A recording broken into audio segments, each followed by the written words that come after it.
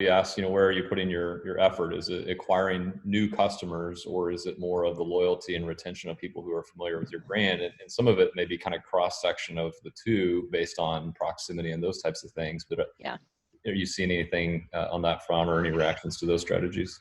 Yeah, I mean, I think for us, what's been great, we're always very focused on the loyalty side of our business and our continued engagement with our Leaders Club members.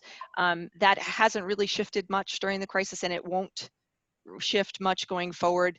Our Leaders Club members are really those travelers for whom we feel we have the best solutions. They're curious, they seek to do different things. They're not looking for a cookie cutter experience, and that's exactly what leading hotels offer. We know that they're eager to travel, they've told us. And so, of course, we're going to continue, well, I shouldn't say continue, we're going to see an increase in our current levels of investment in mid-funnel. But to your point, Justin, it's going to be market by market, segment by segment.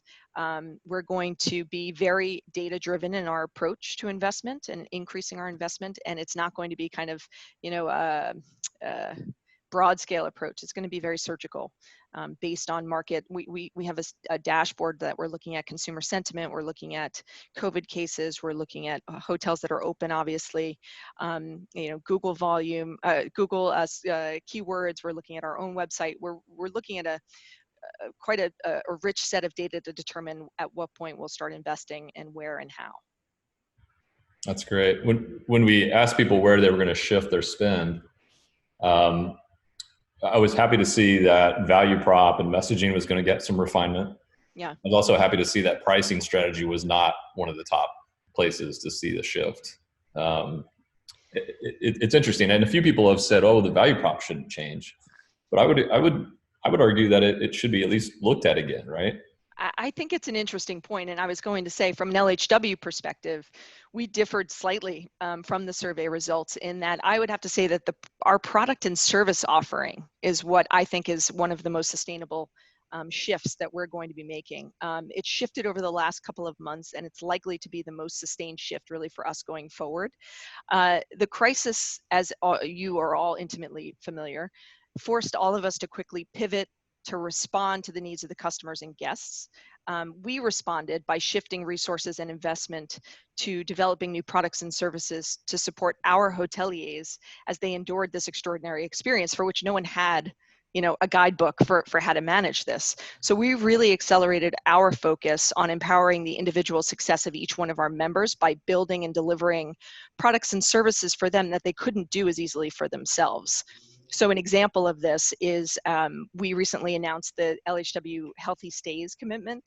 This is, based on our history, and certainly you are all familiar with it, but we have a 92-year commitment to quality and the highest standards in hospitality. And so with that same dedication, we wanted to help our hotels by launching a program to elevate the cleanliness standards and protocols at our hotels, to help them with opening, to help them with ongoing operational changes, and to help them to ensure that they're getting this information out to consumers. So the Healthy Stays commitment is a platform of 3 different components.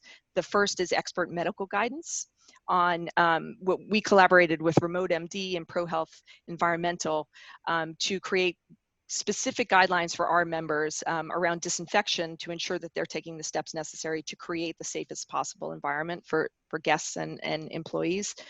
We also partnered with GBAC Star to create a cleanliness accreditation. So something that the hotels can use in their marketing to make sure that guests understand that they've created a safe environment.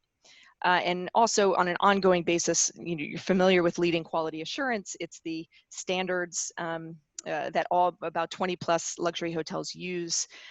They've also added, LQA has added hygiene standards to that hotel audit. So you have ongoing monitoring of the cleanliness standards as well. So we put together this platform, something that individually as hotels would have been very difficult for them to do.